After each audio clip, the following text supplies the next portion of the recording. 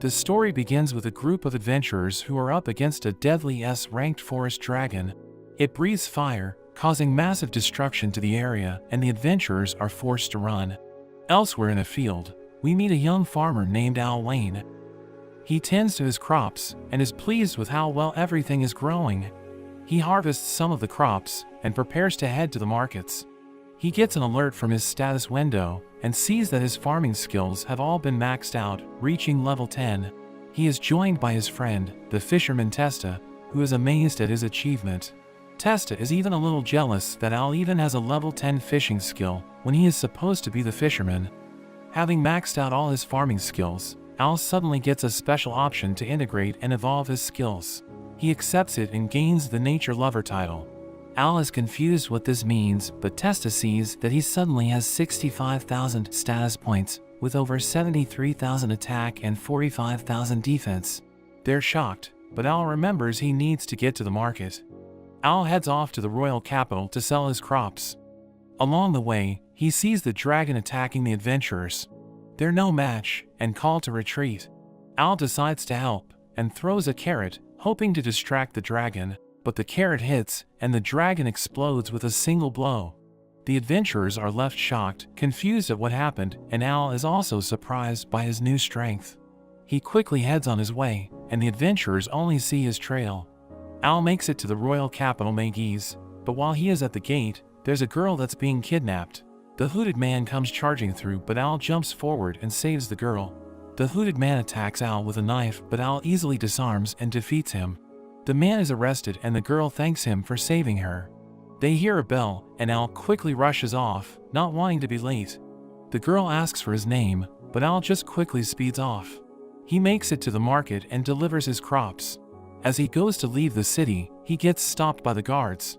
Al thinks he might be in trouble, but the girl he saved appears and introduces herself as Phallus, the princess of the capital. Al becomes nervous talking to the princess, but she orders him to just treat her casually.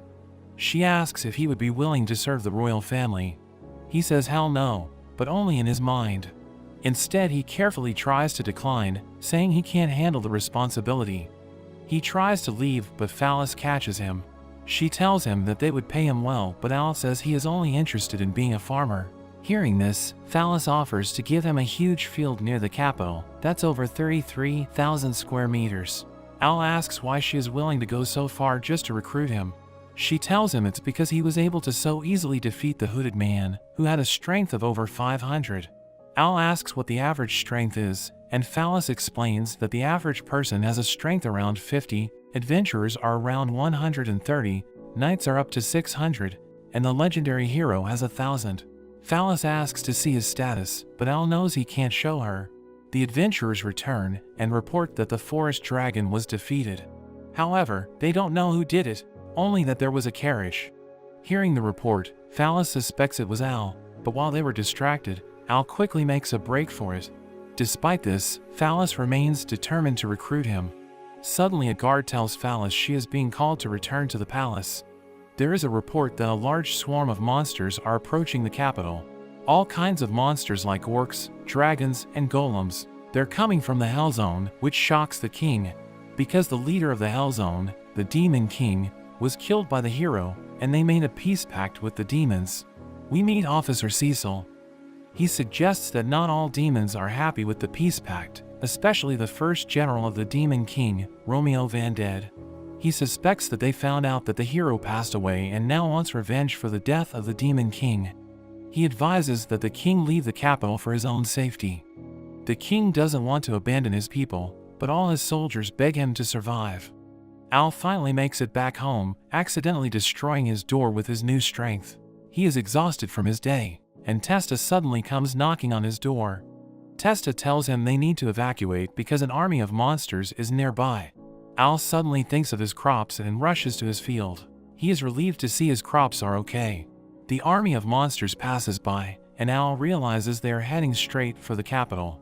He doesn't want to get involved because he is just a farmer, but then realizes that if the capital falls, he will have nowhere to sell his crops.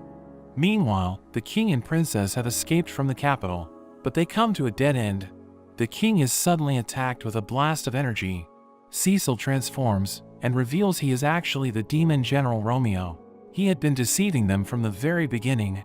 He reveals his plan to pose as the king, using his transformation magic, and rule the kingdom without the people knowing. But first he must kill the king. He attacks with his dark magic, but the king creates a barrier. The barriers begin to break as the king struggles to maintain it. Phallus helps to reinforce the barrier, but Romeo unleashes a second attack. The barriers break, and the king can no longer maintain the barrier. By herself, Phallus cannot defend against the attack, and the rest of the barriers are destroyed. Romeo goes to finish them off with his over-darkness skill, but Al suddenly appears and stops the attack. He uses his plowing skill and shatters the ground, disrupting the army of monsters. Romeo is curious who he is, but Al just says he is an ordinary farmer. Romeo jumps behind him, but Al is able to catch his blade and throw him away. Romeo is impressed and decides to go all out. He absorbs the power from the nearby monsters and transforms to his true form. Looking at his status, Phallus sees that he is level 78 with over 5,000 strength. She tells Al to run away. Romeo unleashes his power and charges at Al, but Al counters with his own punch, and Romeo is defeated. The monsters are shocked Al won with a single punch and all quickly run away. They return to the palace and the king thanks him for defeating Romeo and saving their lives. But Al just says he did it because he wanted to protect his crops. The king asks him to serve the country, but Al declines, saying he only wants to be a farmer. The king offers to make him a commander or any title he desires, but Al remains determined to just be a farmer. As a reward, Phallus decides to give Al the 33,000 square meter field near the kingdom, but on the condition that he registers as an adventurer so he can occasionally help out the kingdom. Al agrees with this deal, but when he goes to check out the field, he finds it is complete wasteland, realizing he had been tricked by Phallus. The next day, Al explores the capital with Phallus, and he is amazed by all the different foods. Al asks her how she can just walk around the capital, but she tells him she has a maid acting as her substitute at the palace, and she uses a magical hairpin that stops people from recognizing her. Phallus takes Al to the Adventurers Guild, and they are immediately greeted by the guildmaster, who has heard the rumors of Al's strength. He takes Al over to the reception desk, where they meet the secretary named Helen. Suddenly, Al's stomach growls loudly, so they first get him some food. Helen makes him a delicious pie, and they continue with the interview. She asks Al why he wants to become an adventurer, but Al explains he is only registering because of his deal with Phallus. Suddenly the adventurers from the previous day appear, thanking him for defeating the S-rank dragon. Everyone in the guild is amazed, and Al becomes embarrassed.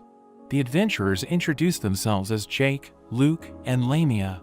They wish him luck and tell him they should go hunting together. Al sighs as he imagines being dragged away from his farming. Al mentions to Helen he wants to try doing a quest, but she explains that adventurers are ranked from F rank all the way up to double S rank. Because he is a new adventurer, he can only take on easy quests to begin with. She suggests starting off with a quest to collect 10 herbs from the Grim Forest. Helen tells him he should get some equipment because there might be monsters, but Al says he's too poor to afford any. Hearing this, Helen gives him her old cloak, enhanced with magical defenses.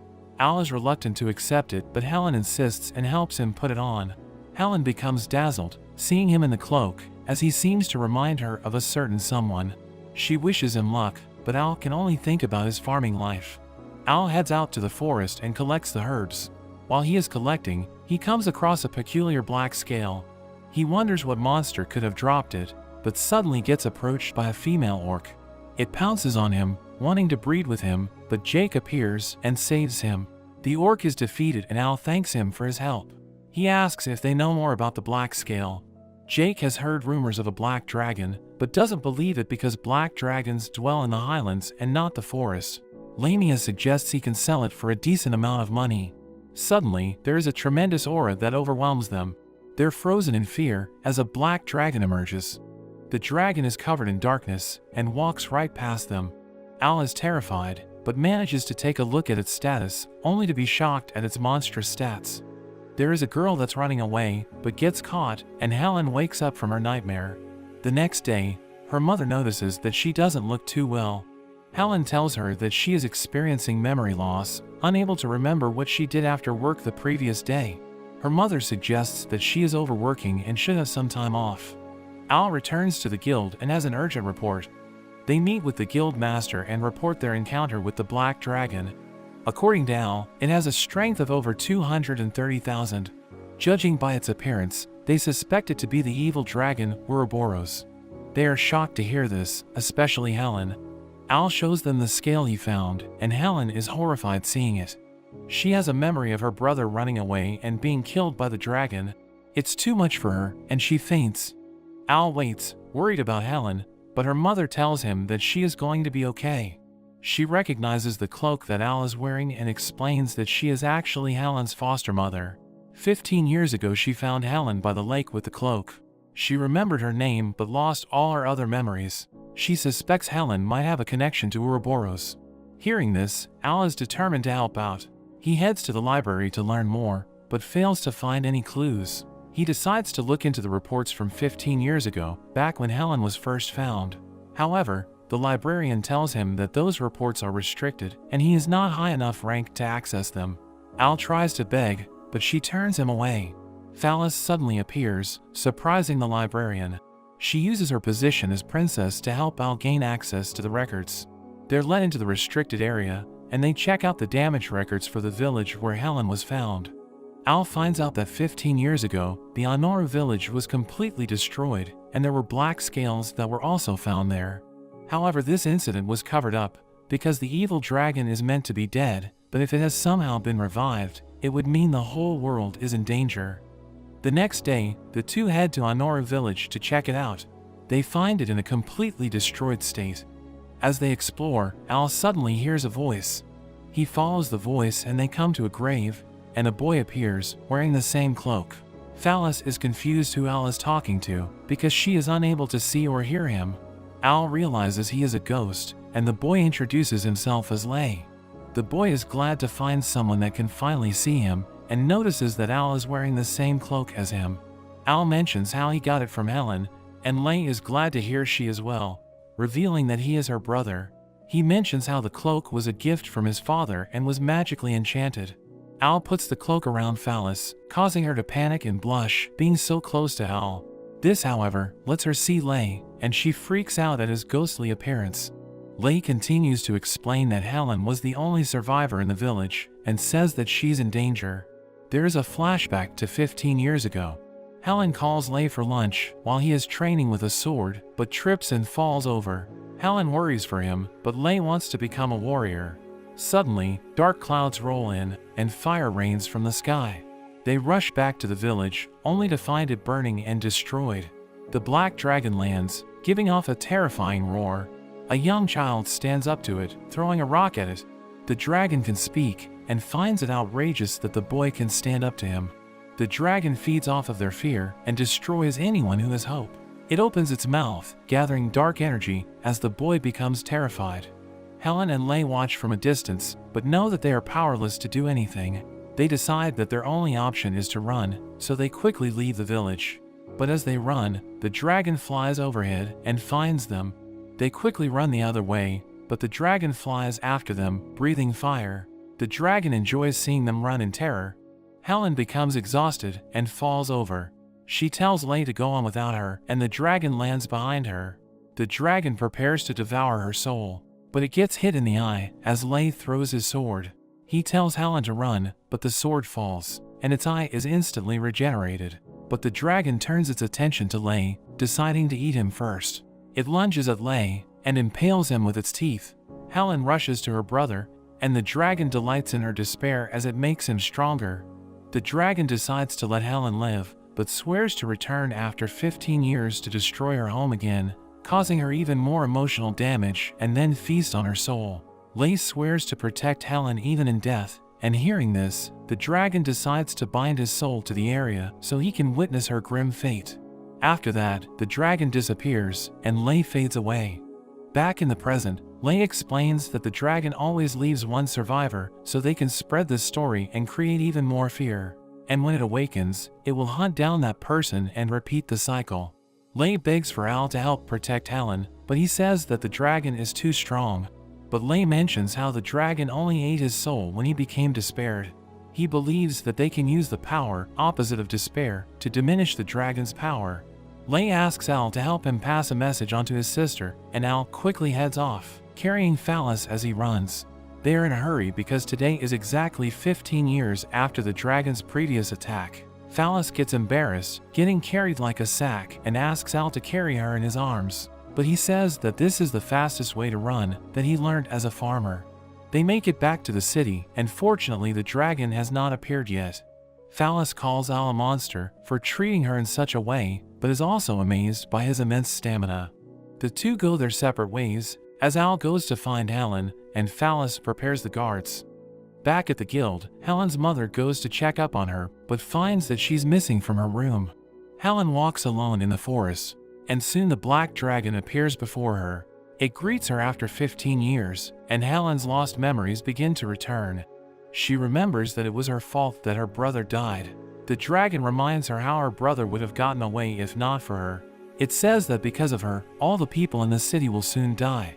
Helen begs for it not to attack the city, even offering her own life. But the dragon has no intention of letting anyone live. Helen despairs and prepares to end her life, but Al makes it to her just in time and stops her. Helen comes to her senses, but the dragon attacks Al, knocking him away. Al manages to survive, thanks to his cloak's protection. The dragon is shocked a human could survive his attack, but Al says he's not just a human, he's a farmer. Helen tells him to run away, but Al charges at the dragon, punching it in its face. Al tells Helen not to worry, and the dragon is surprised a human was able to hurt him. The dragon wants to see Al fall into despair, and the two begin to fight. The dragon charges at him, attacking with its claw, and Al struggles to defend himself. Al lands another punch, but the dragon unleashes its devastating flame onto him. Al is knocked away, and Helen tells him to leave her, not wanting any more people to die because of her. But Al tells her that it's not her fault. He tells her how he met her brother. Her brother knew she would blame herself when she regained her memories, so he told Al to tell her that he doesn't blame her for his death. He's proud that he protected his sister, and tells her to live happily for the both of them. Al gives her hope, and the dragon's power begins to diminish. The dragon curses at Al and dives at them, but Al is able to overcome the weakened dragon, defeating it with a punch. Al is finally able to relax, but just as he defeated the dragon, he suddenly gets stabbed by Helen. Al is confused and tries to grab a potion, but struggles and drops it. Helen attacks him again, and Al barely dodges.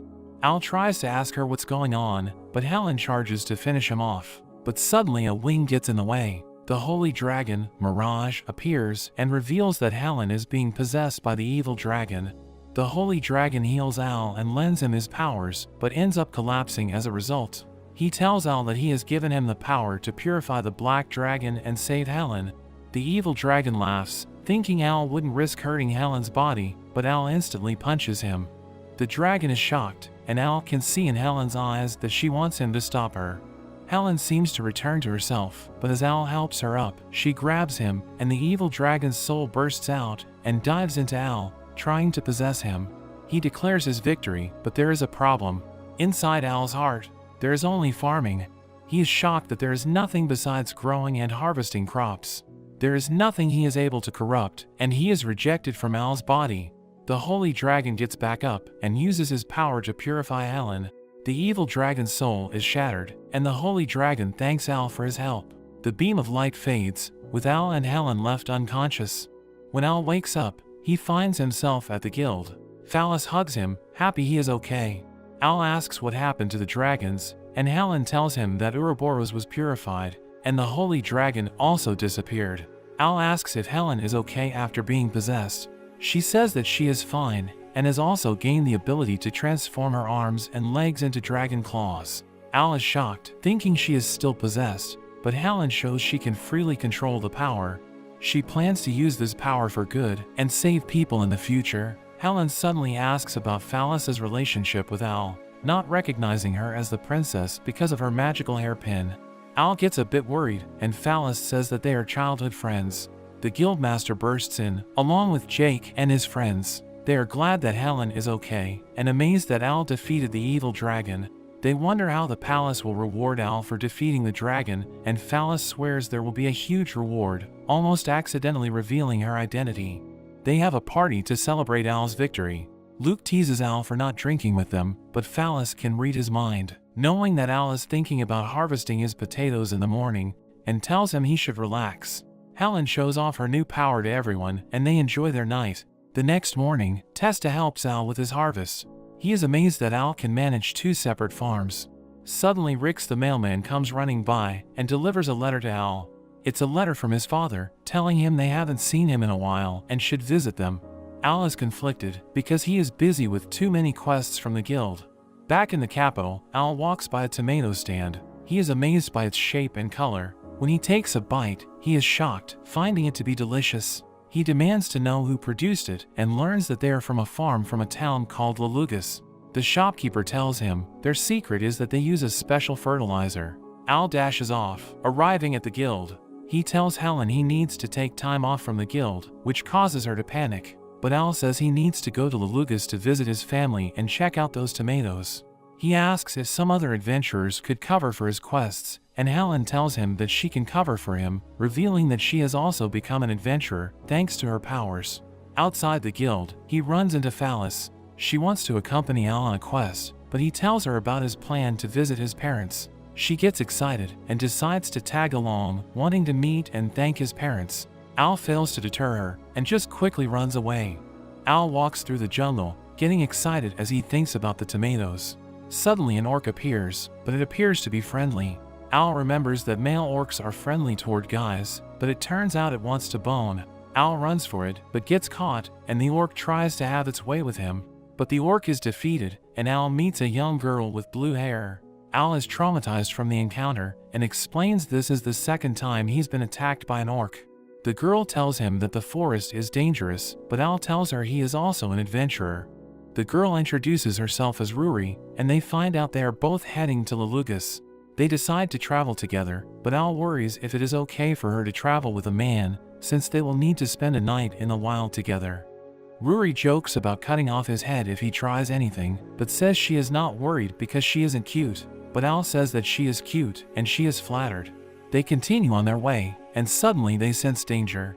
But it's actually just Rix, who delivers another letter to Al. It's a letter from his mother, and Al reveals to Ruri that he has actually been getting a ton of them, so that's why he is going there to visit his parents. But really he is going to find the special fertilizer. He then goes on to rant about tomatoes, and Ruri gets a headache. Al asks Ruri about her family, wondering if they were worried about her being an adventurer all alone, but Ruri says no one will worry about her. Ruri changes the subject and decides they should set up camp. She pulls a tent out of her bag, and Al is amazed she can fit so much into such a small bag. Al wants to know more about the bag, and Ruri tells him it is an heirloom left by her ancestor. Al wonders who her ancestor is, but suddenly his stomach growls and they stop to make some food. Al is amazed by Ruri's cooking and praises her for her use of ingredients. He then asks her why she is headed to Lalugas. She reveals she is going for training. She has heard rumors of demons appearing, so she is going to investigate. Al wonders why she is doing something so dangerous, and she reveals she is actually the descendant of the great hero that killed the Demon King. Al is amazed to learn this, but is still worried for her because she is a girl doing this all alone. Ruri freezes up and is surprised someone is actually worried for her and thanks him for caring. They decide to get some rest, and Al chooses to sleep outside on the floor. Ruri tells him to share her tent, saying she trusts him, but Al thinks it's inappropriate. Ruri mentions there might be more orcs, and Al quickly changes his mind. Al is surprised that Ruri has 2 sets of sheets. She tells him that it's her dream to have a friend chat with her until they fall asleep. Al decides to help fulfill her dream, but she ends up falling asleep right away. In her sleep, Ruri attacks Al, and he has a troubling night. In the morning, they reach Lalugas, and Ruri wonders how Al became injured. Al plays it off, and they enter the town. They say their farewells, but Ruri tells him that she enjoyed traveling with him and wants to join him again. Al tells her to be his escort for when he goes back to the capital, and she happily agrees. She draws him a map and tells him to find her when he is ready to go back. Ruri asks around about the demons, but nobody has heard anything. Suddenly she hears a scream, and there's a girl that claims her sister was abducted by a demon. She tells Ruri that her sister was taken into the Phantom's forest, and Ruri quickly goes to look for her, but there's a man that watches from a distance. Meanwhile, Al goes to visit his parents. As he goes to ring the bell, the door bursts open, and he gets tackled by his mother. She is overjoyed to see him and ends up choking him with her hugs. Al struggles to breathe, but his mother doesn't let him go. His father appears and punches him in the face, thinking he is doing something to his wife, but then realizes it was just his son. His wife gets mad, dragging him back into the house and punishes him. They have dinner, and Al is fed delicious food by his mother, while his father continues to be punished. Al compares the food with Rory's cooking, and his mother suddenly becomes interested to know if she is his girlfriend. His father tells him he should get married and have babies, but his wife breaks his back, saying Al is too young for that. Al explains that Rory was someone he just met, and his mother apologizes for jumping to conclusions. Later, Al's father asks him about his business, and Al tells him he is there for the fertilizer. His father points out on his map where he can find it, but then asks Al about the marked location. Al tells him it's the hotel where Rory is staying, but his father doesn't remember there being a hotel at that spot. Al then goes on to ask his father about the demons, but he hasn't heard anything about that. His father tells him it's time for bed, and Al quickly steals his father's bed, saying that he can't go back to his own room because his mother is waiting there. The next day, Al picks up the fertilizer and decides to go visit Rory, but Al suddenly hears screaming and he runs into the crowd. The man says he was attacked by a demon, but says he got away thanks to a girl with blue hair. Al asks for the location and quickly runs off to find Rory. The man gets back up, and with a snap of his finger, the crowd and hotel are revealed to be an illusion. Al runs through the forest looking for Rory, but finds the girl Rory had met before getting attacked by a demon. Al easily destroys the demon, and as the girl thanks him, she also turns into a demon and attacks him. But Rory suddenly appears and saves him. She tells him that the forest is filled with these demons, but that's when the man from earlier appears, introducing himself as Loki, and revealing himself to be a demon. He is amused at how Rory was so easily tricked, when no one in the town has seen any demons, calling her unworthy of being the hero. Rory wonders why Al was dragged into this when he should just be after her. But Loki says Al is actually more important than her, because he single-handedly defeated the demon General Romeo and the evil dragon. Al realizes he is one of the demon's allies, but Loki says they weren't even on his level. Rory charges at him, but he easily dodges and counterattacks. Al rushes to Rory and uses his healing magic on her. Loki is surprised by this ability and regrets not dealing with Al first. Rory apologizes to Al and says that she is no match for him, but Al tells her not to worry because he is Farmer. He rushes at Loki but gets thrown away. Al continues his attack but gets slammed into the ground. There is a massive crater and Al barely holds on, but he jumps back up and manages to land a punch on Loki. Loki retaliates with a punch of his own infused with dark energy, which blows Al away. As Al falls, his package is cracked open. Loki's wounds begin to heal, and he can see how the other demons were no match for Al. Al also casts healing on himself and gets back up.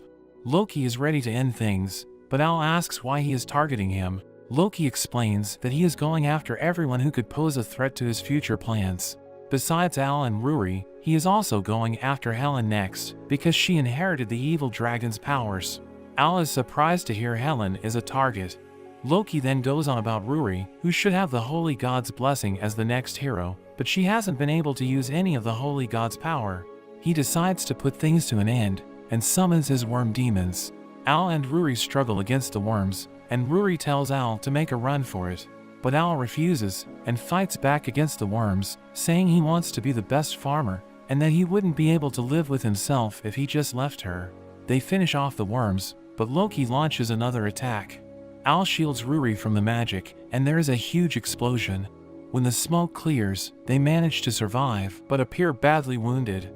More worms emerge, as Rory is knocked away, and Al gets pinned down. Loki tells him that once the worms bite down, they never let go. He then turns to Rory to finish her off, and she thinks back to her parents encouraging her, despite others saying she couldn't be a hero. She apologizes for failing to become a hero, as Loki launches his attack to finish her off. But suddenly, the worms turn white and shatter as Al gets free. He explains that this is thanks to the power of his fertilizer, which has a pesticide effect. With this, the worms are unable to regenerate.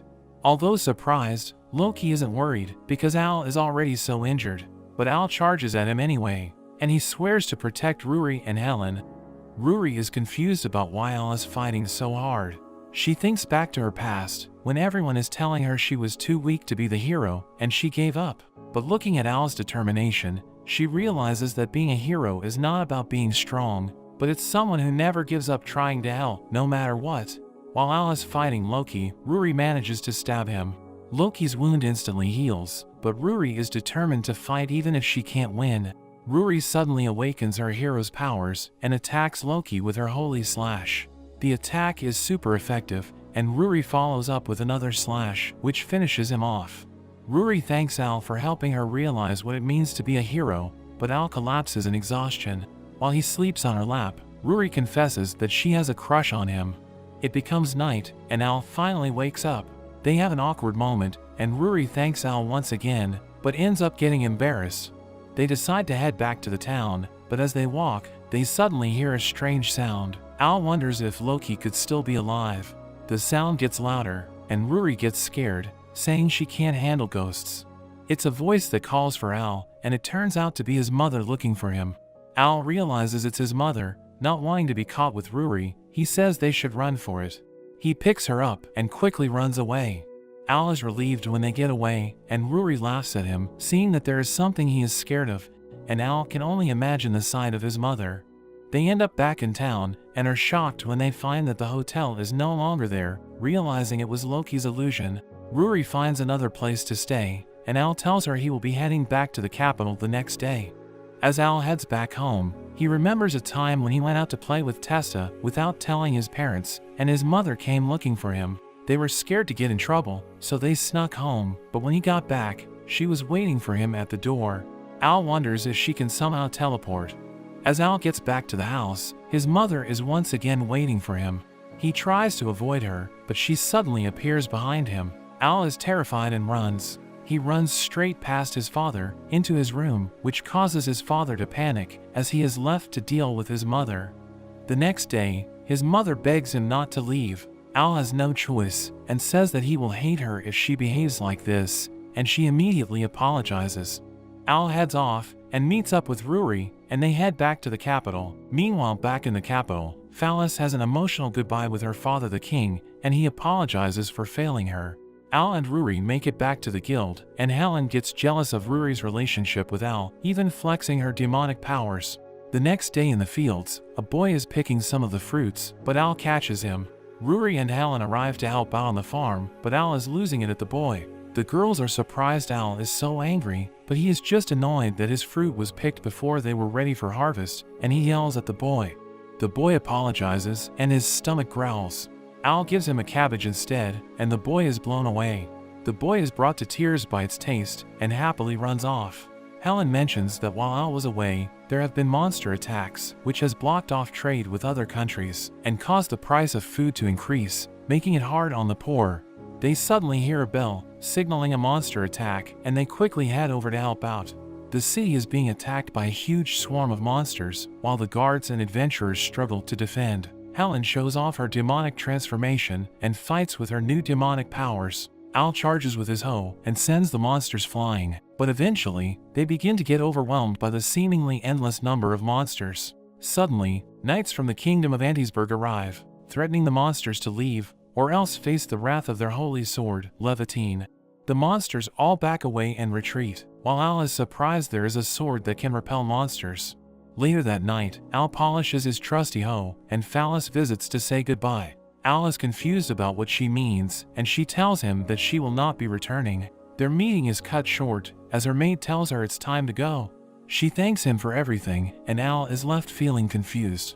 A few days later, the monsters have stopped attacking, and things are back to normal. Al is visited by the young boy and his mother. The mother apologizes for her son, and tells Al that, if he ever needs a tailor, he can visit her in town. They end up buying more vegetables from Al, and as they leave, Al is suddenly surprised by Rick's appearance. Al gets another letter from his mother, and Rick also gives him a copy of the paper, which shocks him as he reads it. At the guild, Helen and Ruri are also looking at the paper. They learn that Phallus is getting married to the Prince of Antisburg. Helen wonders if it's a political marriage to get Antisburg to protect their country. Ruri finds it strange how the monsters retreated from the knights, because monsters aren't supposed to be able to understand human words. Al suddenly arrives, and tells them to read his letter. It's filled with his mother saying she loves him, and Al gets embarrassed and rips it up. He hands them another page, and the girls read his mother's report on the monster attacks. She had heard of the attacks, and did her own investigation to make sure Al was safe, but she ended up finding out that the Holy Sword of Antisberg is just a regular sword without any special powers. The girls are shocked at how she could know this, but Al tells them to keep reading. They learn his mother was able to figure this out because she used to be the commander of the Shadow Puppets. They are suddenly shocked to hear the Shadow Puppets, but Al is clueless of what that means. They tell him that the Shadow Puppets are the most elite group of spies, able to discover any secret. Al is shocked to hear this about his mother, and they continue to read on. It turns out the monsters were being summoned by a demon in Antisberg, but his beloved was taken, and he was forced to send the monsters to attack. They come to the conclusion that Antisberg sent the monsters to attack, so they could pose as protectors and demand the marriage of Princess Phallus. Al is determined to save the princess, but this actually surprises the girls, because Phallus had always used her disguise magic when they were together. Al quickly corrects himself, saying that as citizens, it is their duty to save the princess, and manages to win them over. Helen tells him it would be hard to get into Antisberg, but Al reveals he has recruited Rix as their guide. Meanwhile, in the kingdom of Antisberg, we meet the prince, Netellus, as he meets with various leaders who want his protection from the monster attacks. He says that there is only so much he can do with one holy sword, and they all try to offer him exceptional deals for his protection. Later, Netellus is overjoyed with how his plan is going, and orders the demon, Gazelle, to attack even more countries. However, Gazelle wants to stop the attacks, not wanting to see more of his comrades be sacrificed. But Netellus beats him, and reminds him that he has his girlfriend captured. Phallus suddenly comes in, and tells him he can't treat his servants like that. A guard comes in and reports that there is a delay on the carriage for their ceremony, and the prince loses it. But realizing that Phallus is watching, he tries to compose himself, and tells her he is looking forward to their ceremony. Phallus returns to her room, and wishes she could see Al again, but Netellus is outside, and wonders who she is thinking about. The next day, Al visits the tailor to pick up some outfits, and promises to bring them more vegetables. Al joins up with the others, and Rix tells them the plan. He tells them to pose as merchants for the ceremony, to get in and find the hostage, while he will gather monsters so they can expose Prince Netellus's holy sword as a fake. Helen is confused how he can gather monsters, and Rix reveals he is actually a demon. They're all shocked, and Rix explains he is also a member of the Shadow Puppets, and was taken in by Al's mother when he was young. He reveals that there are quite a number of demons that blend in with humans, and apparently the demon being threatened fell in love with a human girl but ended up in the hands of the prince. Al swears they will save everyone, and they commence their mission. They arrive at Antisberg, and successfully make it past the gates. Al is confident with their disguise, posing as farmers, but the girls are not very impressed. They go over their plan, which is to sneak into the castle and rescue Gazelle's sweetheart, and then take her to the church, so they can get Gazelle to confess that the Holy Sword's power is fake. As Al heads to the castle, he is instantly stopped by a guard. He says he is delivering vegetables to the castle, thinking his plan is foolproof. But the guard finds him suspicious, and they end up getting chased by all the guards. Helen tells Al to go on ahead, and throws him into the castle. Al happens to land exactly in the right room, and tells the girl to come with him so they can save Gazelle. The guards come running in, but Al uses his vegetables, and handles the guards. The girl is chained down and can't run, so Al ends up carrying her while he runs from the guards. Al ends up meeting up with the other two, but they have to quickly run, as they are getting chased by all the guards. They see the church, and the girls tell Al to save Phallus while they handle the guards. Inside the church, the ceremony is underway, and Phallus says, "I do." And as they go in for the kiss, Netellus is suddenly hit by the door as Al bursts in. Phallus is overjoyed to see him, but Netellus says that Al is a villain, here to capture the princess. Al then tells everyone that the prince is the villain, and his holy sword is a fake. Netellus asks if he has any proof, and even the king tells Al that he has seen the sword's power. But Al says he has proof, and a guard suddenly reports that the kingdom is under attack by monsters. We see Rix, as he summons the monsters to attack. The guests tell Netellus to use the sword, but as he calls for Gazelle, he sees him reunited with his beloved. Rix brings the prince the holy sword, but he hesitates to grab it. Al says it's a fake and throws it at a monster, which destroys it with a single bite. Gazelle then reveals the truth to everyone. He controls the monsters with a demon flute, and says he was blackmailed by the prince to send monsters to attack the other countries. The king asks Nettles for the truth, but he just laughs and says they realized too late, and he has already sent a huge swarm of monsters to attack the capital. Gazelle is confused because he never made such a command, but Nettles says you can lure monsters in by just spreading monster carcasses. Nettles gloats, saying it's already too late, but Ruri and Helen burst in and say that the capital won't fall so easily. After their last battle with the monsters, the guards and adventurers had asked Ruri to retrain them. We see them as they hold their ground against the monsters. The king cries in gratitude, and Al tells Phallus she doesn't need to get married. The guards come rushing in, and Nettles orders them to capture the intruders. But they all throw down their weapons, and Ruri and Helen reveal that the guards switched sides after they explained the prince's evil deeds to them. Nettles is outraged and charges at the king, but he gets stopped by a radish, and Al beats him up. Nettles is taken away, and Phallus jumps on Al, telling him that she loves him. Ruri is confused and jealous of the princess. Al tries to say it's all a misunderstanding, but even the king thanks him and welcomes him into the family. As the king leaves, he is stopped by Rix, who hands him a letter proving that Nettles was just a pawn for someone else, and he warns the king to be careful. After that, they all celebrate at the guild, and the guild master tells Al that everyone has been requesting him for quests, but Al reminds him he just wants to be a farmer. Phallus visits the guild and rewards the adventurers for their help defending the capital. Helen wonders why it feels like she knows the princess, and Al panics. Phallus returns in her disguise, and Al can't handle keeping the secret. Phallus officially meets Ruri and declares that she is the one that will be with Al. Al can't handle them and just leaves to tend to his crops. He harvests his vegetables, but Ruri and Phallus have followed him there. They ask who he likes more, but Al just tries to distract them, talking about his vegetables. Ruri wonders if there is someone else that he likes, and Al says that there is. The girls are shocked to hear this, but Al quickly runs away.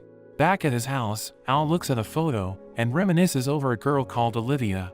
There is a flashback to 15 years ago, as we see Al's father harvesting potatoes. He becomes shocked when he sees that Al has harvested so many. Al is overjoyed, but his mother gets mad that his father is making him work.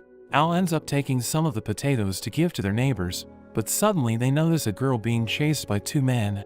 The girl is a thief, and Al wonders who she is. The neighbors tell him she is an orphan that lives in the mountains, and the men want to sell her off. The girl bites the man and gets free. She runs right past, grabbing the basket of potatoes, and runs off.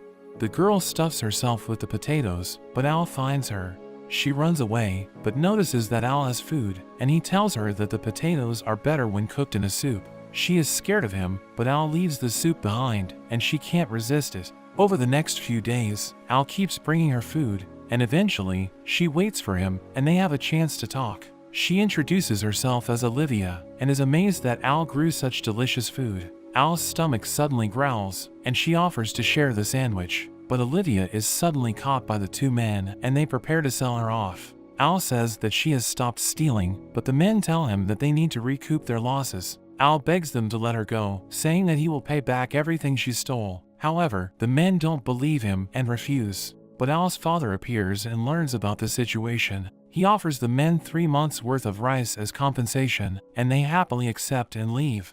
Al wonders if they will be okay, but his father gets worried about what his mother will say. He suggests that they will need to cut back on food for the next few months.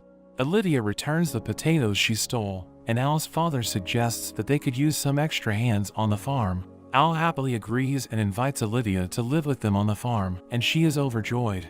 2 years later, Olivia helps out on the farm together with Al. She wants to take a break, but Al loves his farming. He tells her to play with the other kids, but she says that she only wants to be with him. Suddenly, Testa comes running, getting chased by some killer bees. But Al's mother easily fights them all off, cutting them into pieces. His mother tells him that they are headed off to the capital to look for a new house. Al thinks it's strange, because their house is just fine, but his parents tell him to look after the farm while they are away. His parents leave, and Al asks Testa why he was getting chased by the bees when there should be none in the area. Testa reveals a map, saying that there is a great treasure in the forest nearby. The forest is usually dangerous, but since all the bees are gone, Testa suggests that they can find the treasure. Al becomes convinced, and Olivia asks to come along, but Al tells her it could be dangerous, and he leaves her behind. Along the way, Al wonders why Olivia is always clinging to him, thinking that she should make friends with the other kids. Testa reveals that Olivia actually gets bullied when she is by herself.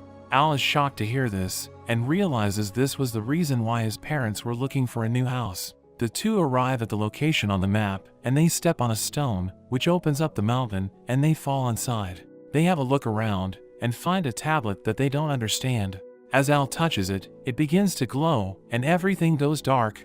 An enormous beast appears, and Al gets devoured. There is a volcano eruption that rains fire down, and when Al wakes up, he sees Olivia, but he suddenly feels a sharp pain in his chest. Testa comes in, and Al wonders what happened in the forest. They go outside, and find everything destroyed and covered with ash. The bridge out of town is also destroyed, so they have no way of getting help from the capital. Food is being rationed out, but there isn't enough to go around. Al checks the farm for food, but it's all been destroyed. Al suddenly feels the pain once again and falls to the ground, but he still worries about finding food for Olivia. Later that night, Olivia sneaks into the elder's tent to steal food, but she remembers Al begging for her second chance and telling her that he loves seeing people enjoy his vegetables, so she manages to stop herself. The next day, Olivia combines their food and gives it all to Al. Al asks why there is more food than normal, and she lies to him, telling him that aid arrived from the capital. Al is glad, and Olivia says she can't wait to eat the food that he will grow. In the following days, Olivia keeps giving Al her food, and eventually, she passes out while thinking of him. Al wonders where Olivia has gone, and Testa rushes in and tells Al that they found Olivia's body. Testa tells him that she's starved, but Al is confused, thinking that they got aid from the capital. Testa tells him that they haven't even heard from the capital, and Al realizes what Olivia did for him. Al cries for her and blames himself for her death. Al remembers his promise to grow vegetables for her, and he gets back to work. One day, after one-shotting a dragon, Al comes across an unconscious girl lying on the ground, and he ends up taking her back to his house. When Al wakes up, he sees the girl is up, and she asks how she got here, and wonders if he kidnapped her. Al tries to explain that he isn't sus, and was just worried when he found her. The girl explains she was on her way to the guild to issue a quest, and Al offers to take her. Al introduces himself, and the girl reveals her name is Linnea. Later, Ruri comes to visit, but sees Linnea, and becomes flustered. Seeing her wearing Al's clothes, Ruri misunderstands, and runs away crying, and calling him a jerk.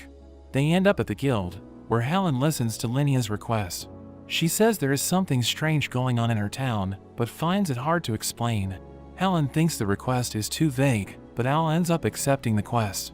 When Linnea reveals she is from Gallia town, Al is shocked. He loses it, because Gallia is known for having the best asparagus in the world, and he can't wait to go there. They prepare to head off, but Linnea is confused why Al is being so nice to her. She thinks he must have an ulterior motive, because her father taught her that men are like wolves. Al tries to assure her, and although she still thinks he is a bit sus, she decides to trust him. Meanwhile, Ruri is watching and gets jealous. They get a ride to Gallia, but along the way, an orc chases after them. Al freaks out, but the driver isn't too worried. But when he looks back, there is a whole horde chasing them, and Al has emotional damage from his past encounters. When Al wakes up, he notices he is wearing a pendant. Linnea tells him it's a pendant that helps with soothing the nerves. They make it to the town, and when they pass through, Al finds it strange that the guards are holding mops. In the market, Al sees a stall and quickly orders an asparagus skewer. As it gets cooked, Al tries to ask if the man has noticed anything strange going on. The man says everything is fine and gives Al his food, but it's completely burnt. Al is confused, but then realizes that the man is acting strange. A cart suddenly tips over, and when Al checks on the man, he is also acting strange. Al suddenly gets picked up and carried away. Later, Al visits Linnea's house. Her family runs a pendant shop, and she thinks it's thanks to the pendants that she is not acting strange like the rest of the townspeople. Al asks where her parents are, but she tells him that they went missing when the anomaly began. The townspeople are all acting crazy and can't communicate normally. The lord of the town appears, and Al is honored to meet the man that started the asparagus revolution. He also wears a pendant, and Al asks him about the town. The lord tells him it's a long story and invites him for dinner, but Al gets picked up and carried off again. Later, they visit the lord's house and join him for dinner. Al asks about the town, but the lord suddenly has his guards surround Al. In an instant, Al is able to defeat all the guards. He charges at the lord, but Linnea gets in the way. The Lord reveals that Linnea is working for him, and we see he is possessed by a demon. The demon reveals that he put his power into a crystal and put it into the goddess statue in town so he can control everyone. He plans to do the same to the capital. After he heard about Al defeating the demon general and the evil dragon, he planned to put a crystal into Al's body and control the capital. Linnea reveals she had no choice because her parents were taken hostage. As the demon prepares to put the crystal into Al, he throws a flashbang, which doesn't seem to do anything, but there is an explosion and the goddess statue is destroyed. The demon is confused what happened, and Al explains the flashbang was just a signal to his friends. The demon is shocked because Linnea was spying on him this whole time, but Al reveals that when he got carried away in the town, it was actually Rory and Helen. They even saved Linnea's parents. Al tells him it's over, but the demon takes the Lord as his hostage. Al uses the power of asparagus and force feeds the Lord. He reminds the Lord of his love for asparagus, and he is able to break free from the demon's control. Al takes the chance and finishes him off. Linnea thanks him for his help and gives him a kiss, much to Rory's dismay. She declares that when she gets older, she will find him and win him over. Al is left stunned, and he heads back to the capital. After that, Al goes back to tending to his field, with Rory, Helen and Phallus all helping him out. Phallus notices the pendants that Helen and Rory both got, and gets jealous. She wants to confess to Al again, but Rory reminds her they want to give Al some space. Suddenly they hear Al screaming. He is devastated to find that some weeds have grown among his crops. It's a pesky weed that sucks up all the nutrients from the surrounding crops. He is outraged to find that so much has grown under his watch. Helen is amused that weeds are a bigger threat than the demons he has faced. They head into the city to sell their vegetables. They are quite popular, and even the king comes in disguise. The king wonders when Al will take Phallus as his wife, but Al avoids the topic. The king tells him he will give him even more farmland and newly developed farming tools. Al imagines the tools and can't help but be enticed. Rory tries to stop him, and Phallus throws a potato at her, but it ends up knocking Al out. Al sees an angelic figure trying to talk to him, but he soon wakes up. They sell all the vegetables, and Al gets an evil look as he thinks about destroying the weeds. He runs into Rix and shows off the herbicide he is going to destroy the weeds with. They suddenly see some men capturing a girl to sell off. Al approaches them and easily knocks the two men out. The third guy runs away, and the girl is revealed to be a demon. The girl is scared, but Rix recognizes her as Yuria and shows her he is also a demon. Rix reveals that Yuria is the daughter of the demon lord. Yuria begs for their help to save the demons and reveals that her attendant, Volfi, suddenly told her that she wasn't safe. He then opened a portal and sent her away. She wants to go back and save the demons, but Rix says that the demon territory is on the other side of the ocean and it would take at least 3 days on a boat. Al takes on the job and hands his pesticide to Rix so he can look after his crops. Al tells them that he has a faster way to get there, and he ends up carrying Yuria as he runs across the water. Yuria freaks out and tells him to stop, but Al says they will sink if he stops. They end up making it to the demon territory, and Yuria is thankful they got there so quickly. Volfi suddenly appears and starts attacking them.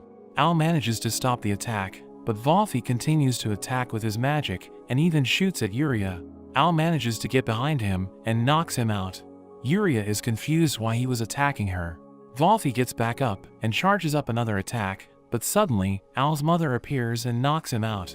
She reveals that she heard from Rix and came to make sure he was okay. They head off together and arrive at the Demon Lord's castle. They find that all the guards are dead, and Al wonders what happened. His mother thinks that they were controlled to fight each other, just like how Volfi appeared to be controlled. Yuria rushes into the throne room and finds her father lying on the ground.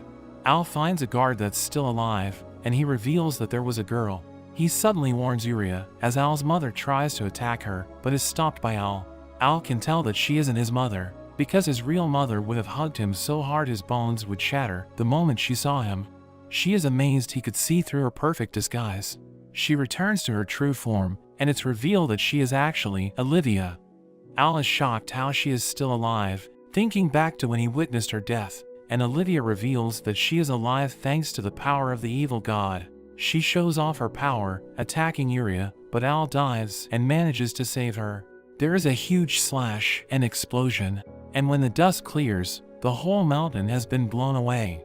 Olivia is surprised that Al managed to dodge her attack and says it must be because he also has the evil god's power in his body. Al is confused what she means, and Olivia explains that his nature lover skill that boosted all his stats is actually a skill from the evil god. Al doesn't believe it because he has never met the evil god, but Olivia tells him that he has. She promises to explain everything if Al decides to join her. She tells him that they can live together again, and she persuades him using her enchanting eyes. But Yuria calls to him, and he snaps out of it. Olivia gets annoyed at her for getting in the way, and grabs Yuria by her neck. Al tries to help her, but Olivia stops him. She tells him if he accepts the evil god's power, she can let her live. Yuria tells Al to run, and Olivia gets fed up with her and decides to finish her off. Al gets free, and before Olivia can attack, Al's pendant suddenly activates, and when Al opens his eyes, he finds that time is frozen. Al is confused what is going on, but the angelic figure appears before him once again. She introduces herself as the god of good. She tells him that thanks to his pendant as a catalyst, she was able to appear. She froze time with her power, but they don't have long. She tells him she can destroy the evil god's power within him and give him her own power, which will allow him to fight. She takes his hand and grants him her power. She turns back time, and before Olivia can attack Yuria, Al activates his new power. Olivia gets worried, but it just makes a bunch of sprouts pop up. Everyone is confused, and Olivia thinks it's a lame skill, but it grows rapidly, and Olivia gets caught by its vines. She is able to break free, and she summons a sword. She charges at Al, but he uses his power again, creating a wall of vines to protect himself. The vines grab onto her again, and despite cutting them down, they grow back and bind her. Volfi comes rushing in and attacks using his magic. He checks up on Yuria, and she is glad he is back to normal. Olivia seems unscathed from the attack and retaliates with her own magic. She dashes past Al and goes to finish him off, but Al begs her to stop. She says that she's become bored and says they will meet again soon when it's just the two of them. A dark energy surrounds her and she disappears. Volfi violently questions Al's relationship with Olivia, but the king reminds him that he just saved all of them. Al explains that she is his little sister, and he tries to explain her connection with the evil god, but the king doesn't have much information about the god and promises to contact him if he finds anything out. Yuria gets sad that Al is leaving, and she hugs him, but Volfi gets jealous of them and accuses Al of trying to seduce her. He gets back to the farm and finds Testa helping with his crops. He explains everything that happened and asks if he remembers the time they explored the ruin, but Testa only remembers him passing out and didn't see the beast that appeared. Al is disappointed to hear this, but they have a delicious tomato together. Al thanks him for helping out and tells him to visit the capo with him, but Testa says he is too busy with his fishing. As Al heads back to the capo, he takes the shortcut, but once again attracts an orc. He has had enough and decides to face it head on. He punches it with all his strength, but it only gets knocked down, and Al is shocked.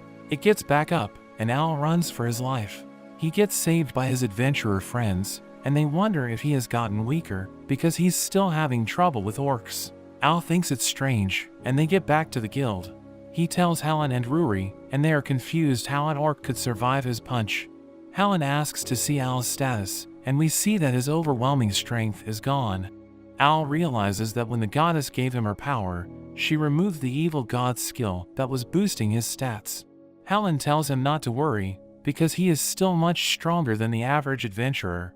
Rix appears and delivers another letter from his mother. Helen and Ruri peek at it, but there is a warning to them about making a move on Al, and they wonder if his mother has people watching them as the former commander of the Shadow Puppets. Al continues to read on, as she promises to investigate Olivia and tells him he is always welcome home, and then just goes on telling him how much she loves him. As Rix leaves, he runs into Phallus. She wants to hang out with Al, but Ruri and Helen both get jealous. As they all hang out, Al continues to wonder why Olivia suddenly appeared, and what the evil god is after. But he tries to enjoy himself with the friends that he has made. He thinks back to how he met each of them and the adventures that they've had. He is determined to get stronger so he can protect them and protect his crops. Because he is farmer. But that's where this series ends. Remember to like and subscribe to the channel. Thanks for watching and I'll see you next time.